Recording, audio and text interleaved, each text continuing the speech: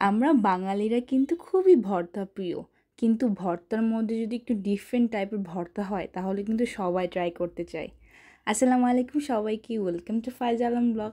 আজকে আপনাদের সাথে একটা ভর্তার রেসিপি শেয়ার করব, তা হচ্ছে আলু দিয়ে মাছ দিয়ে কীভাবে আমরা ভর্তা মেক করতে পারি। তাই বেশি কথা না বলে শুরু করা যাক। খুবই সিম্পল এই রেসিপিটা। তাই তো প্রথমে আলুকে স্লাইস করে নিব। আলুর যে খোসাগুলো আছে এগুলোকে ভালোভাবে ছুলিয়ে নিব আমরা। তারপর এগুলো কিন্তু আমরা স্লাইস করে নিব চিকন চিকন করে।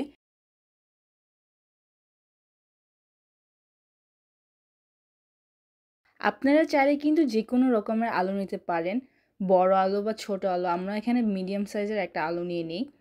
এখন এই আলুকে একটা পাত্রে রেখে দিব। তার পাশাপাশি একটা পেঁয়াজকে আমরা কেটে নিব কিউব করে।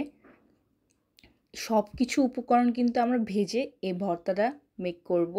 তারপর আরেকটা উপকরণ থাকবে, তা হচ্ছে রসুন। এখানে আপনারা 5-6টার মতন রসুন নিতে পারেন। রসুন দিলে কিন্তু ভর্তার মধ্যে ফ্লেভারটা অনেক মজা লাগে। অনেকে আছে রসুনগুলোকে ছেঁচে তারপর তো ভর্তাটা মেক করে, কিন্তু এখানে আমরা রসুনগুলোকে ছেঁচে নেব না, কারণ এটাকে ভাজা হবে তো। তারপর একটা মাছ নিয়ে নিই, আপনারা যে কোনো রকমের মাছ নিয়ে নিতে পারেন। তারপর এটাকে লবণ এবং হলুদ দিয়ে মেখে নেব। আপনাদের ভর্তার অ্যামাউন্টটা যদি একটু বেশি হয় তাহলে আপনারা 2টা মাছ নিতে পারেন, সমস্যা নেই।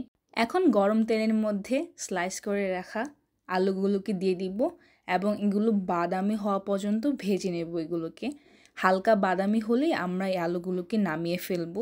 আর সামান্য পরিমাণ এখানে লবণ দেওয়া হয়েছে। এই তো আমাদের আলুগুলো ভাজা হয়ে গিয়েছে। আপনারা দেখতেই পারতেছেন আলুগুলো কিন্তু ব্রাউন হয়ে গিয়েছে। এরপর আমরা যে মেখে রাখা মাছটা ছিল এটা গরম তেলে দিয়ে দিব। এরপর ঝাল অনুযায়ী আমরা এখানে সবুজ মরিচগুলো দিয়ে দিই। এখানে কিন্তু অনেক অ্যামাউন্টের মরিচ দিয়েছি আমরা, বিকজ আমরা ঝাল পছন্দ করি। তার পাশাপাশি কেটে রাখা পেঁয়াজ, রসুনের কোয়া আর রসায়ন গাছের পাতা দিয়ে দিব। রসায়ন গাছের পাতাটা কিন্তু ভর্তার স্মেলটাকে একটু বেশি মুগ্ধ করে ফেলে। এবং এখানে কিন্তু পুরো উপকরণটা আমরা ভেজে নেব বাদামি হওয়া পর্যন্ত। আর মাছটা যতক্ষণ না পর্যন্ত ভাজা হয়ে যায় ততক্ষণ পর্যন্ত ভেজে নেব কিন্তু আমরা। এখন বলতে গেলে মাছটা পুরোপুরি ভাজা হয়ে গিয়েছে।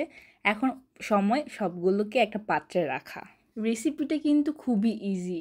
যারা একটু ভর্তা প্রিয় বা মাঝে মাঝে মন চায় একটু ভর্তা খায়, তাহলে কিন্তু আপনারা এই ভর্তাটা মেক করে নিতে পারেন। এখন সময় শিলপাটার মাধ্যমে আমরা পুরাটা ভর্তা মেক করে নেব।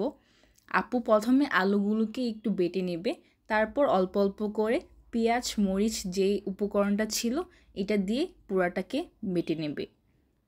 এবং এটা যখন বাটা হচ্ছিল তখন কিন্তু দেখতেই অনেক লোভনীয় লাগছিল। আমার তো দেখার সাথে সাথে জিভে জল চলে আসছিল। আমার মন চাচ্ছিল তখনই খেয়ে ফেলি। আজকের ওয়েদারটা কিন্তু অনেক সুন্দর একটা সূর্যিমামা আলো দিচ্ছে।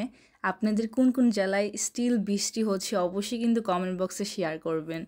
আজকে সূর্যিমামা অনেক কড়া রোদ দিচ্ছে অ্যান্ড অনেক গরম পড়েছে ঢাকার দিক দিয়ে। গরমের মধ্যে যদি গরম গরম ভাতের সাথে এই ভর্তাটা খাওয়া হয় তাহলে কিন্তু অনেক মজা লাগে। এখন স্বাদ মতো লবণ দিয়ে পুরোটা ভর্তাটা মেখে নিই। আর এই যে আমাদের ভর্তার ডান, দেখতে কিন্তু খুবই লোভনীয় লাগছিল। সো ভালো লাগলে অবশ্যই লাইক করবেন। আজকে তাহলে এই পর্যন্তই। আল্লাহ হাফিজ।